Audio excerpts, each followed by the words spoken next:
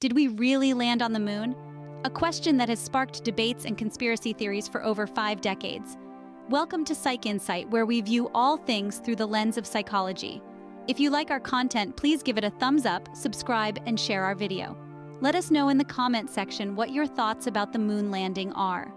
Today, we're diving into the intriguing topic of moon landing denial, shedding light on the psychological reasons that fuel such disbelief. We'll explore a variety of factors from conspiracy thinking and cognitive dissonance to distrust of authority, confirmation bias, and more. So fasten your seatbelts and prepare for a journey into the human mind. Let's delve into the fascinating world of psychology and denial. Ever heard of the phrase, "it's all a conspiracy"? This is where we delve into the realm of conspiracy thinking, a fascinating psychological phenomenon that plays a significant role in the denial of the moon landing. Conspiracy thinking is an intriguing mindset that revolves around the belief that powerful groups are orchestrating secretive plots. It's the skepticism that mainstream narratives, such as the moon landing, are deliberately deceitful, and that there's always an ulterior motive hidden beneath the surface. The world becomes a stage, and the events we witness are merely well-rehearsed performances. This belief system can lead individuals to reject widely accepted narratives. They may argue that the moon landing was an elaborate charade, a product of the Cold War competition, rather than a pinnacle of human achievement. The idea that the entire event was staged and televised globally becomes more palatable to them than the possibility of humans setting foot on an extraterrestrial body. What fuels this conspiracy thinking?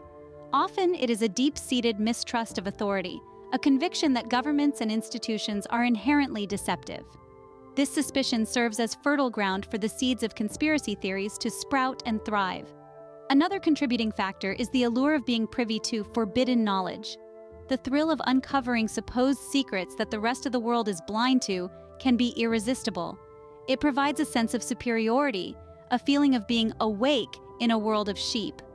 However, conspiracy thinking isn't without its drawbacks. It can lead to a distorted perception of reality and a divisive us versus them mentality.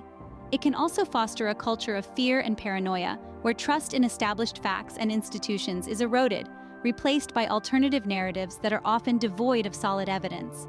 It's essential to understand that while questioning authority and seeking truth are vital, so is the ability to discern credible sources and evidence from speculation and misinformation. After all, the line between healthy skepticism and conspiracy thinking can be a thin one. Conspiracy thinking, a powerful force of denial. What happens when reality clashes with your beliefs? It's a question that brings us to the psychological concept of cognitive dissonance. Cognitive dissonance is the mental discomfort experienced by a person who holds two or more contradictory beliefs, values, or ideas. It's like having two opposing voices in your head, each arguing with equal conviction. Imagine for a moment, you've always believed that the moon landing was a hoax, a grand deception by the government. Then, you're presented with overwhelming evidence that it indeed happened. That's where cognitive dissonance steps in.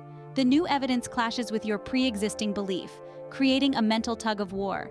This discomfort can be so intense that it pushes some individuals to resolve it in any way possible. How do they do that? Well, one way is by denying the new evidence, maintaining the belief that the moon landing was a hoax. This denial isn't usually a conscious choice, but rather a psychological defense mechanism to alleviate the discomfort. The other way is by changing one's belief to align with the new evidence. But this is often more challenging, as it requires admitting that one's previous belief was wrong. So, cognitive dissonance can lead to denial, but it can also lead to belief change. It's a powerful force that shapes our perception of reality. However, it's not necessarily a bad thing. Cognitive dissonance, when recognized, can be a catalyst for personal growth and understanding. It can prompt us to question our beliefs, leading to a more nuanced and informed worldview. But it's also important to remember that discomfort is a part of the process. It's natural to feel uneasy when our beliefs are challenged. The key is to not let this discomfort push us into denial, but rather encourage us to seek truth and understanding. In the case of moon landing deniers, the cognitive dissonance they experience when confronted with evidence of the moon landing can lead to a strong denial of that evidence. It's not about the moon landing per se, but about the psychological struggle to reconcile their beliefs with reality. Cognitive dissonance, a mental tug-of-war. It's a battle between what we believe and what reality presents us with. And it's a battle that can shape our perception of events, like the moon landing, in profound ways. Do you trust your government? That's a question many of us grapple with, and it's a central theme when we explore the psychology behind the denial of the moon landing. Distrust of authority is a common trait among moon landing deniers. It's not just about distrusting NASA or the scientists who worked on the Apollo missions, though. This distrust often extends to the government as a whole and other authoritative institutions. We live in an era where information is abundant, but so is misinformation. And with the constant barrage of news about corruption, political scandals, and cover-ups, it's not surprising that some people may develop a deep-seated skepticism of those in power. This skepticism can be so profound that it leads them to question everything, including universally accepted historical events like the moon landing. Now let's be clear, questioning is not the problem here. In fact, it's healthy to question, to seek answers, to strive for truth. But when this questioning stems from a place of deep distrust, it can tip over into the realm of denial. Consider this. If you inherently believe that those in power are deceitful, then any evidence they present, no matter how compelling, can be seen as part of the deception. In the case of the moon landing, photos, videos, rock samples, thousands of eyewitness accounts, and testimonials from astronauts themselves are dismissed as part of a massive, intricate hoax. It's important to understand that this isn't about logic or evidence. It's about belief, and beliefs are notoriously resistant to change.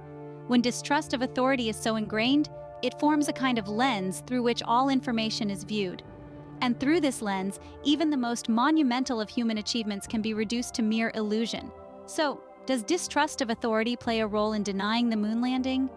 Absolutely. It's a powerful seed of skepticism, one that can sprout into full-blown denial, casting a shadow over our understanding of history and science.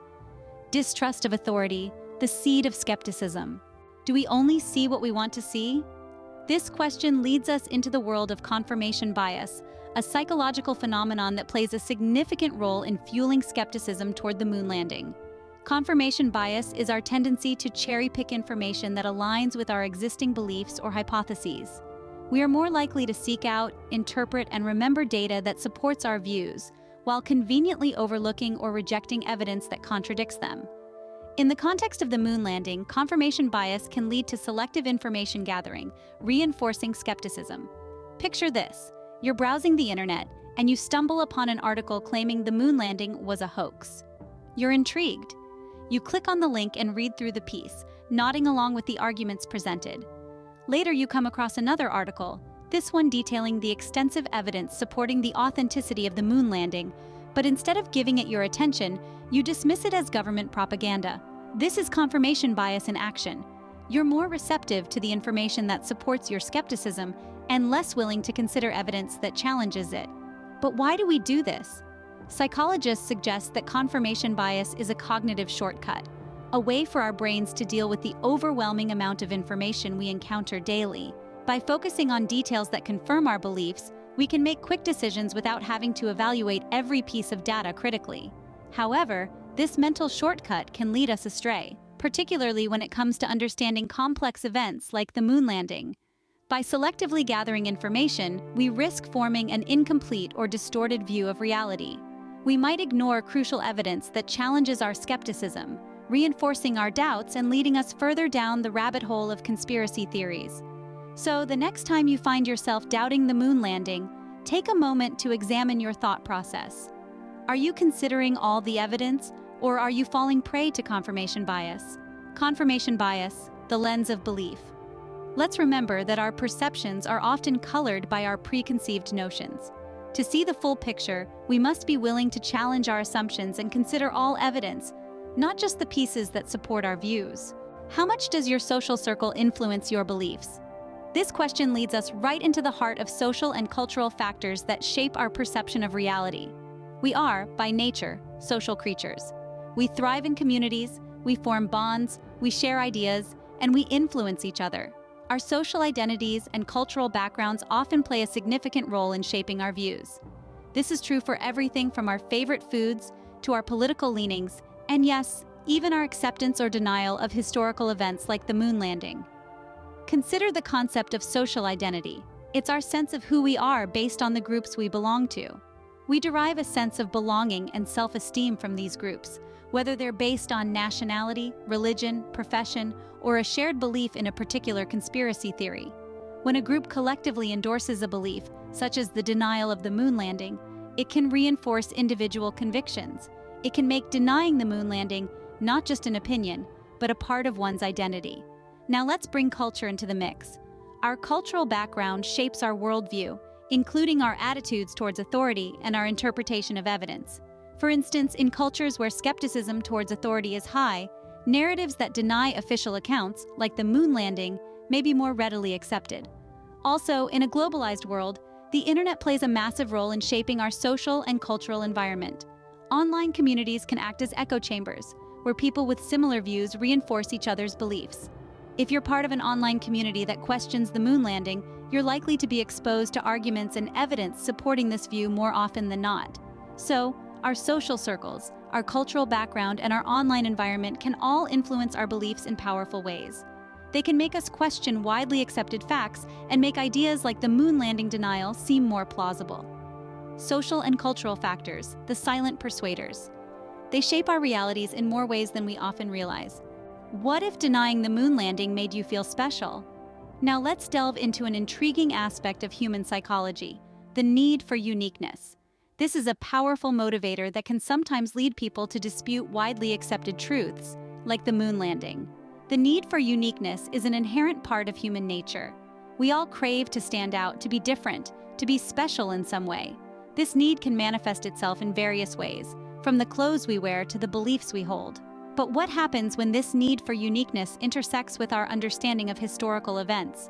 Imagine for a moment that you're part of a group that believes the moon landing was a hoax. This belief, while largely discredited, sets you apart from the majority.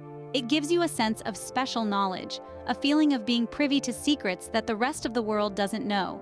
This sense of exclusivity, of being in the know, can be intoxicating. It can make you feel unique, special, different.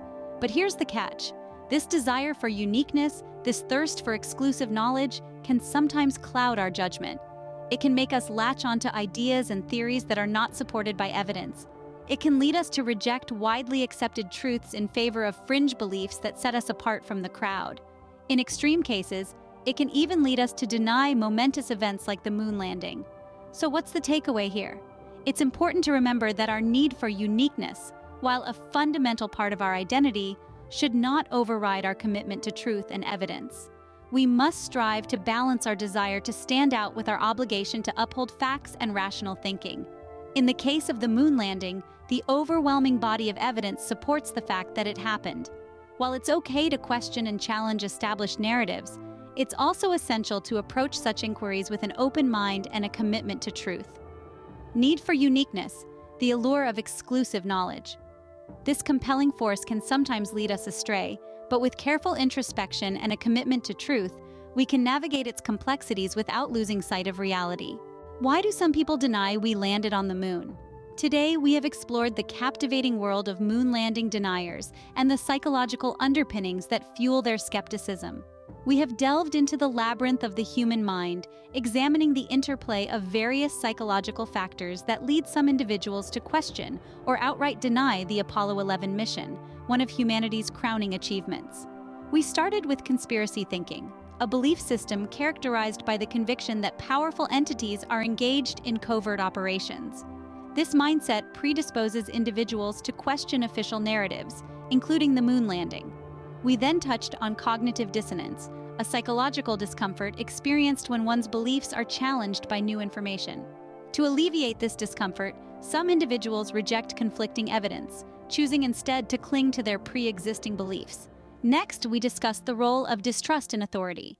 An ingrained suspicion of government bodies and authoritative institutions can cause individuals to believe in the possibility of large-scale deceptions, including the moon landing's alleged fakery. We also examined confirmation bias, a cognitive tendency to seek out and interpret information in a way that aligns with our preconceived beliefs. This bias often leads moon landing deniers to selectively gather information that bolsters their skepticism while ignoring evidence that contradicts it. Moreover, we explored how social and cultural factors can influence moon landing denial. The collective endorsement of such beliefs within a community can reinforce individual convictions, making them more resistant to change. Lastly, we delved into the need for uniqueness or special knowledge, a psychological driver that can motivate individuals to deny widely accepted events like the moon landing. This desire for exclusivity can enhance one's sense of self-importance, further entrenching their denial. Unraveling the complexity of denial is no easy feat. It requires understanding the intricate interplay of various psychological factors and acknowledging the profound influence of our social and cultural contexts. It's a journey that demands patience, empathy, and open-mindedness, much like the journey to the moon itself. The denial of the moon landing serves as a fascinating case study of how our minds can twist reality to fit our beliefs. It underlines the importance of critical thinking, respectful dialogue, and the relentless pursuit of truth in a world often clouded by misinformation and bias. So, as we step back and gaze at the moon, let's remember that the challenges we face in understanding each other's perspectives are as vast and complex as the cosmos itself. But with every small step we take in unraveling these complexities, we make a giant leap towards a more empathetic and understanding society. Unraveling the complexity of denial, one step at a time.